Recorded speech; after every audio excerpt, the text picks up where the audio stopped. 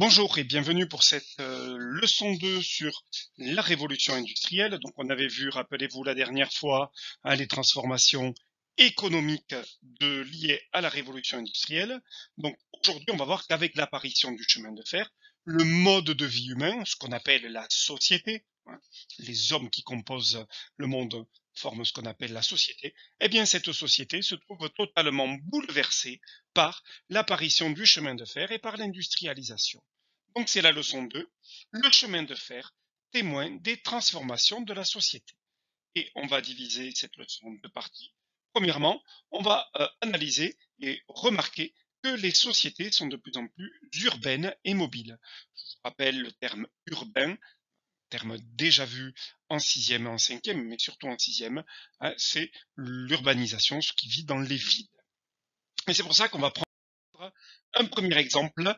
Si nous observons une ville comme Paris, eh bien, nous pouvons constater que le 19e siècle, avec l'apparition du chemin de fer, a totalement transformé la capitale. Tout d'abord, on remarque que le territoire s'est profondément étalé, puisque si on regarde la légende, le Paris avant 1860 est en rose, et après 1860, vous avez ces territoires-là qui sont grignotés, on dit annexés, sur le reste de l'espace parisien. On va remarquer aussi des espaces dédiés aux trains qui se sont multipliés avec évidemment, regardez, la multiplication et la construction des gares, gare Saint-Lazare, gare du Nord, gare de l'Est, gare Montparnasse. Vous avez cette multiplication gare d'Orléans ici qui se sont développées sur tout le territoire et tout l'espace urbain parisien et gare de Lyon pour terminer. Donc vous avez cette multiplication des gares, regardez comment elles sont constituées, elles encerclent en quelque sorte le centre de Paris. Enfin, on repère aussi des aménagements pour les loisirs qui deviennent de plus en plus nombreux pour une classe dirigeante, une classe bourgeoise, on en parlera tout à l'heure, qui vit dans les villes. Puisque, on le verra, les ouvriers vivent dans les pays noirs, les endroits où on produit le charbon, ou dans les usines qui sont quelquefois à l'extérieur des villes. Par contre, la bourgeoisie, elle, est une classe sociale extrêmement urbaine, et on va voir des lieux de loisirs pour cette bourgeoisie qui se développent, avec notamment l'opéra, l'opéra Garnier, l'opéra de Paris, qui est construit au 19e siècle, et vous avez enfin eh bien, les grands magasins ici avec Bazar de l'Hôtel de Ville, la Samaritaine, des magasins, ce qui existe toujours aujourd'hui. Si vous allez dans ce cœur de Paris, ben vous avez ces grands boulevards avec la présence de ces magasins qui certaines datent ou la plupart datent du milieu du 19e siècle. Donc vous avez une ville de Paris qui s'est totalement transformée par rapport à l'apparition du chemin de fer et à la révolution industrielle. Donc si on regarde que pour réaliser tous ces aménagements, il a fallu élargir les rues de Paris. Et ici, on a une photographie de l'avenue de l'Opéra qui est en cours de percement avec l'élargissement des rues. Ça, c'est dans les années 1880. Vous avez ici cet élargissement des rues, ces grands travaux, on le verra, qui ont été faits. On est dans ce secteur ici, pour élargir les rues de Paris et permettre une meilleure circulation et la construction aussi de ces grands immeubles, ces grands magasins et ces grands appartements qui vont accueillir la classe bourgeoise. Si on continue, eh bien, on va aussi dire que ces aménagements sont le propre d'un homme qui s'appelle Haussmann, qui est préfet de Paris en 1880, au 19e siècle. Et ce préfet de Paris a développé un grand plan de modernisation de la ville de Paris avec, vous voyez, l'élargissement des avenues, ou l'élargissement des rues qui deviennent des avenues, et on détruit les maisons anciennes, quelquefois certaines qui dataient de la fin du Moyen Âge, pour en faire ces grands immeubles qu'on a vus précédemment. Et vous avez des grands travaux qui sont réalisés dans tout Paris pour transformer, évoluer la ville parisienne qui devient un lieu important de la bourgeoisie. Si on regarde ce dernier document, eh bien c'est une œuvre d'un artiste impressionniste qui s'appelle Pissarro, qui traduit dans cette œuvre-là les différentes transformations d'une ville comme Paris. Eh bien, ce tableau montre l'avenue de l'Opéra. On voit au dernier plan ici l'Opéra et on voit ces immenses avenues qui ont été percées au 19e siècle à Paris pour faciliter notamment, vous le voyez, la circulation des hommes. Alors ces hommes, ils ne circulent pas essentiellement pour travailler, j'allais dire même pas du tout dans la ville.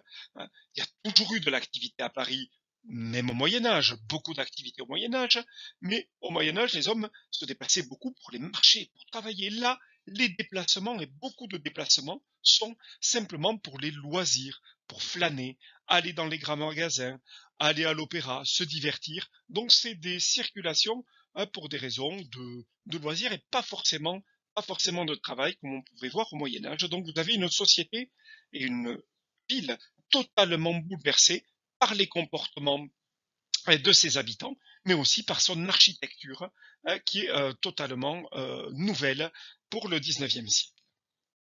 Alors, pour terminer, je vous en montre notre quartier de la ville de Paris, mais là on est à la fin du 19e siècle, on est devant la gare Saint-Lazare, vous voyez qui est ici. Qu'est-ce qu'on va remarquer sur cette photographie? Toujours ces grandes avenues et cette intense activité, et quelque chose de nouveau apparaît. Ben, vous le voyez, l'apparition de moyens de communication mécaniques avec les premières automobiles. On en voit quelques-unes ici, on se déplace encore toujours en calèche, mais vous avez les premières automobiles qui commencent à circuler et les transports urbains avec des bus et des bus à étages. Donc il était nécessaire, eh bien, ou des tramways plutôt, il était nécessaire de modifier, de changer la physionomie de Paris en perçant ces grandes avenues pour permettre la circulation de ces tramways, du métro, mais aussi des automobiles. Donc on va pouvoir noter ceci. Bon, avec les pays noirs, les villes sont les autres lieux dynamiques de l'industrialisation du 19e siècle. Par exemple, les transformations à Paris sont dues au baron Haussmann entre les années 52 et 1870. La ville se transforme avec des nouveautés majeures comme la gare Saint-Lazare et le percement de rues larges pour la circulation. Le métro est la première ligne apparaît à Paris en 1900. À Paris, et toutes les infrastructures se sont adaptées à la machine à vapeur. Ces rénovations modernisent Paris, rendant la ville plus attractive. Et je vous ai mis ici la définition d'un adjectif tiré du nom du baron Haussmann qui s'appelle l'haussmannisation. C'est le fait de transformer une ville et de élargir les différentes rues pour en former des grandes avenues. C'est les théories du baron Haussmann. Donc, on va voir un autre phénomène qui va se développer. L'attractivité des villes va entraîner ce que l'on appelle l'exode rural. Alors, si on explique l'exode rural, on est au milieu du 19e siècle, il y a une crise agricole qui entraîne la chute des revenus, c'est-à-dire la chute des salaires des travailleurs agricoles. Que vont faire ces travailleurs agricoles? Eh bien, on vous dit dans le texte que ça va entraîner le nombre départ de journaliers. De journaliers, c'est des travailleurs qui sont embauchés pour la journée dans des vignes ou dans différents autres champs de céréales, par exemple, et ils vont partir. Alors, ils vont partir, vous vous en doutez, on le verra après, mais pourquoi ils partent? Aussi parce que la mécanisation qui se développe au 19e siècle, avec l'apparition notamment de faucheuses, la transformation de l'agriculture, plus les crises à répétition vont pousser eh bien, ces travailleurs agricoles à quitter les campagnes pour aller s'installer en ville. Et en plus, on vous dit dans le texte que les moyens de transport, comme le train par exemple, vont accélérer et favoriser leur départ. Donc vous voyez, plusieurs circonstances et phénomènes accélèrent l'exode rural, crise agricole, apparition de la mécanisation, besoin de moins de main-d'œuvre, et en plus les moyens de transport entre les campagnes et les villes sont de plus en plus développés, ce qui va permettre à ces hommes, ce qu'on appelle ces journaliers, ces travailleurs agricoles, d'aller s'installer en ville dans le but d'essayer de trouver de meilleures conditions de vie, ce qu'on appelle l'exode rural. Alors cet exode rural, on peut l'observer aussi à une échelle internationale. De nombreux paysans européens, notamment italiens, irlandais, vont migrer vers les États-Unis où l'attractivité est forte et où les chances de trouver de meilleures conditions de vie sont espérées. Si on regarde cette caricature ici du 19e siècle, on voit la représentation ici symbolique des États-Unis par un personnage Oncle Sam, Uncle Sam, US avec les initiales. On remarque aussi ce panneau avant qu'ils embarquent dans le bateau: éducation libre, droit de propriété, liberté d'expression, de vote, nourriture gratuite, ce rêve américain qui est vendu ici. Vous voyez là ce nuage de misère européen qui pousse ces Européens à quitter l'Europe pour aller vers un ciel beaucoup plus clair. Et on remarque cette horde, ce flot de personnes composé pas seulement d'ouvriers et de paysans, mais aussi de bourgeois qui sont attirés par ce système économique américain, ce système de liberté où ils espèrent augmenter encore plus leur fortune. Donc, vous voyez cet exode, cette émigration, elle est à une échelle locale, nationale, au niveau français, campagne vers ville, mais elle se traduit aussi par quelque chose de beaucoup plus global, beaucoup plus international. Et là aussi, les moyens de transport vont contribuer au développement de ces grandes migrations.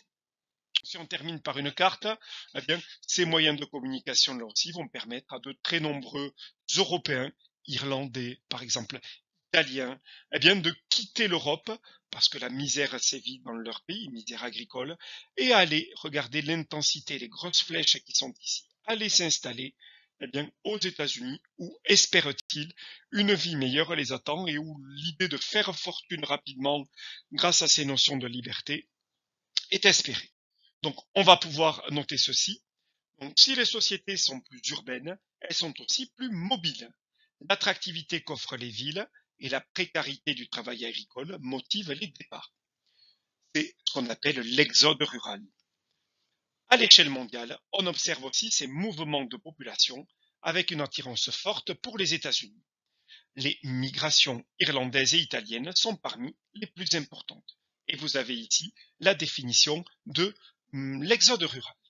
Donc ça, c'est ce premier temps, transformation des sociétés qui sont beaucoup plus urbaines et beaucoup plus mobiles.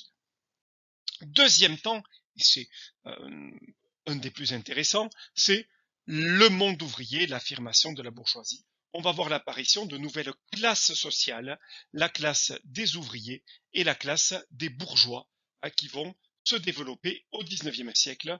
On va dans cette partie-là le travailler, essayer de comprendre ce qui oppose ces deux classes sociales. Alors j'ai voulu commencer par un document qui est lié à ce que l'on a vu, c'est ce qu'on appelle un immeuble haussmannien à Paris. Cet immeuble haussmannien reflète les différentes strates de la société, c'est-à-dire les différents niveaux de la société urbaine et de manière très nette. Donc on voit les différents étages avec les différentes classes sociales qui sont représentées. On va justement nous intéresser aux deux classes qui nous occupent sur cette leçon de petit b. Donc notamment ici, on va observer la famille bourgeoise qui est représentée tout à fait classique, deux enfants, un troisième, des tableaux accrochés au mur, un mobilier extrêmement luxueux. Vous avez aussi la petite bourgeoisie, un mobilier tout à fait correct, un petit peu moins luxueux qu'en haut, et cette petite bourgeoisie, quelquefois un petit peu criblée de dettes, avec quelques dettes, qui doit faire appel à des banquiers. On voit ici, on appelle le percepteur, et celui qui doit lui rendre l'argent. Ici, des relations quelquefois un petit peu plus difficiles que pour la grande et la bonne bourgeoisie. Et c'est ce qu'on voit à ce niveau de l'appartement de l'immeuble. Deuxième niveau, celui-là, il est beaucoup plus haut. Alors beaucoup plus haut, pas dans la société, mais dans l'immeuble. C'est ce qu'on appelle les petites chambres ici, au-dessus des toits, les petites chambres de bonne, extrêmement petites et précaires, où on va observer la classe des ouvriers, des délaissés, de ceux qui ont beaucoup moins de moyens, donc les classes populaires dans la pauvreté. On voit notamment donc un artiste un petit peu dans le besoin. On voit une pauvre personne ici, sans aucun revenu, et on voit ici un père de famille un petit peu désespéré, les bras croisés, et la mère éplorée avec les trois enfants autour, donc une situation beaucoup plus misérable que celle que l'on a vue. Donc voilà les deux classes sociales que l'on peut opposer dans ce 19e siècle, classe de la bourgeoisie, de la grande bourgeoisie, de l'aristocratie, et la classe aussi populaire, composée d'ouvriers notamment. Donc, on va aller un petit peu plus loin et vous allez Là, vous demandez un travail. Je vous ai mis cette fiche là dans les pièces jointes. Vous avez ce travail concernant les ouvriers et les bourgeois. Donc j'ai mis pas mal de documents. Je n'ai mis aucune question. Ça sera à vous à lire et à décortiquer un petit peu ces documents pour regarder le travail, reproduire et compléter ce tableau avec bourgeois, ouvriers, conditions de vie, travail et loisirs. En prenant des informations des documents, vous me reproduisez et vous me complétez ce tableau. Il va vous être très utile ce tableau pour l'exercice suivant, exercice celui que je relèverai, que vous me rendrez. Vous allez devoir rédiger, eh oui, il y a très longtemps qu'on n'en a pas fait, un paragraphe organisé qui montre quelles sont les inégalités sociales entre les bourgeois et les employés ouvriers au XIXe siècle. Donc, vous allez évidemment me faire un paragraphe qui devra être organisé. Donc, je veux une introduction, 2 ou 3 parties. Réfléchissez, le tableau est là pour vous aider. Et une conclusion. Donc ça sera à rendre pour le 4 juin, c'est-à-dire le jeudi prochain. Ceux qui viendront à l'école, ils me remettront ce travail en main propre et on corrigera les différents documents, on les lira, on les analysera. Ceux qui ne viennent pas en classe, vous me le rendrez de manière numérique et je vous proposerai une correction en ligne. Donc, bon travail et on se retrouve la semaine prochaine pour ceux qui viennent à l'école. Et on se retrouve aussi la semaine prochaine pour ceux qui suivent les cours en vidéo. Bonne semaine et au revoir.